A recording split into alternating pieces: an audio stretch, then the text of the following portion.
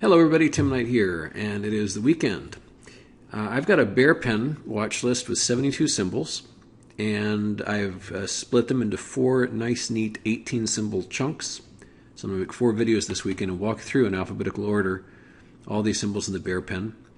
Now, to be clear, my hope, and we know how much that means, but my hope is that we'll get some strength in the week ahead, some kind of bounce, because we got a nice hearty sell-off in recent days. Of course, if we just go into a free fall, I won't be completely properly positioned for that, but somewhat. But my point is that it's not like, oh my God, here's 72 stocks, you must short right away. These are just things I'm watching. Over the course of time, some will come to points that may be a very attractive risk-reward ratio. And before I get into this first chunk of 18, just a few general market comments.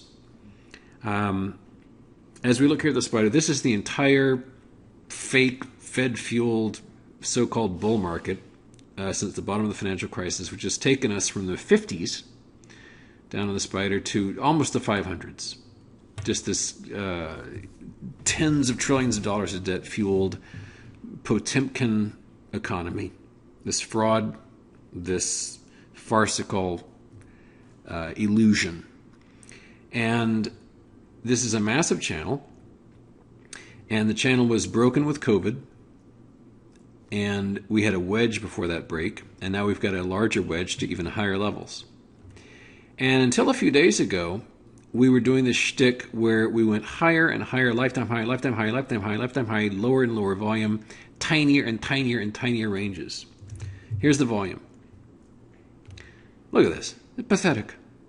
42 million shares. And this is not a holiday. This is a normal trading day in this completely fraudulent Powell market of ours. Teeny, teeny, teeny range. Teeny, teeny, teeny volume. It's like Powell in the nude. You know, tiny, tiny, microscopic.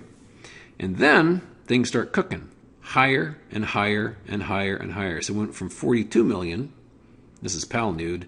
And this is a nude bear over here. This is 118 million. And the market starts falling. Isn't that interesting that the volume only picks up when there's actually selling activity? Because here's the truth. Everybody with an IQ above 70 knows that this market is a complete fake.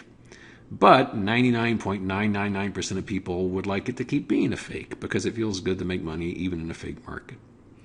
But when it does start to weaken, people freak out and press the sell button. So that's where the volume's starting to come from.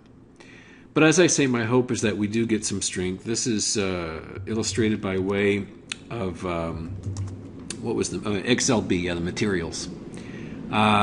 This is the materials ETF. And on Friday, I bought calls on this that may be stupid, me being a partial bull, because I've certainly got puts still. But the notion here is that we may well have some kind of relief rally, maybe as high as here, which would be delightful, because that would not only provide profits by way of the calls, but also provide better entry prices for shorts. So that's the fingers crossed I've got for the week ahead. We'll see if I've been an idiot by putting on any bullish trade at all and denying my true self. But that's the XLB. So, mind you, there's only, out of these 72, only one of them I'm in position on. My positions tend to be in ETFs these days. And it is a mixed bag. I've got some short-term bullish stuff and some long-term bearish stuff. But this is just a little idea soup here. And we're already almost 5 minutes into this video, so this first chunk of 18, the other 3 videos will be much shorter than this one because I just want to share a few opening remarks about the market.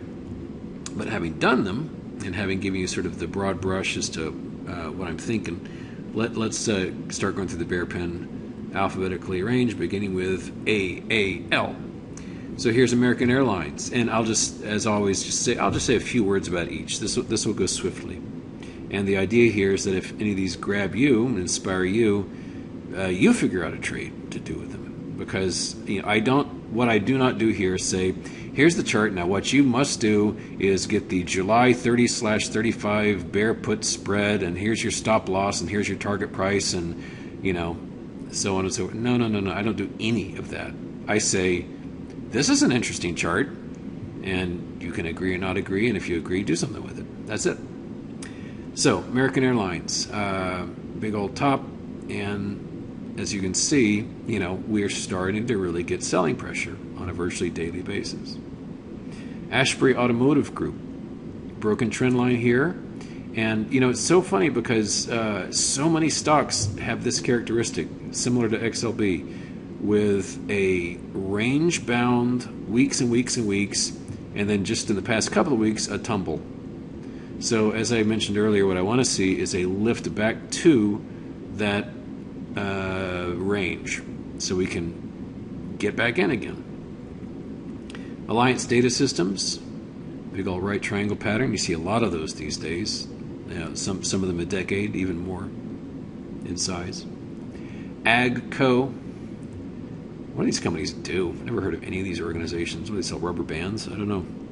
But we got a nice topping pattern on this one. Big old head and shoulders. But another fine example of, let's say it pushed back toward the neckline. Fan-damn-tastic.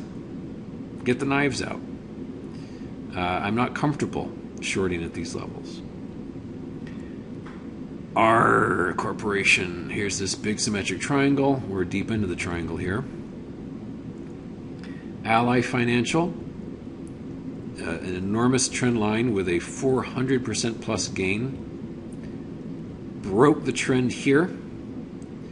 Down it goes. AMD. Topping pattern in the making. Completed if and when it crosses below 71.63. Abercrombie & Fitch, where I get all my outfits. This is ANF. Here is the horizontal at 44.49, so I consider that firm resistance. Apache, APA, right triangle pattern again, 24.30 being the line. Beacon Roofing, sky high up here beneath its own broken symmetric triangle pattern. And I get another multi-100% gain because everyone's buying roof tiles, right? Here's Caterpillar, an old favorite. Been a real money maker for a lot of my viewers. We've got a lot of thank yous on this one. And I think the selling is exhausted. It's hard for me to say where this will bounce to. Really tough. Is it here? Is it up here? I don't know. Could be anywhere. So, once it exhausts itself, that'll be more clear. I'm just sort of roughing out an approximate area of resistance. Chico's, for women of a certain age, this is CHS. Here's our horizontal. Core Laboratories, another massive top, going back a decade.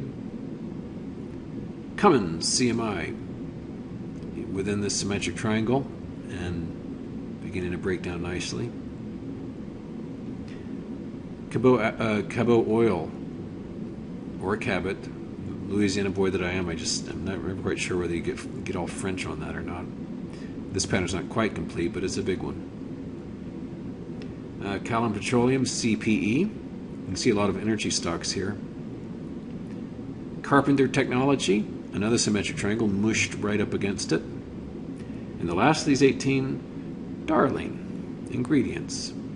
And so we've had this push from 10 to 75 because, growing economy, real value, healthy debt ratios, the United States has a great future ahead.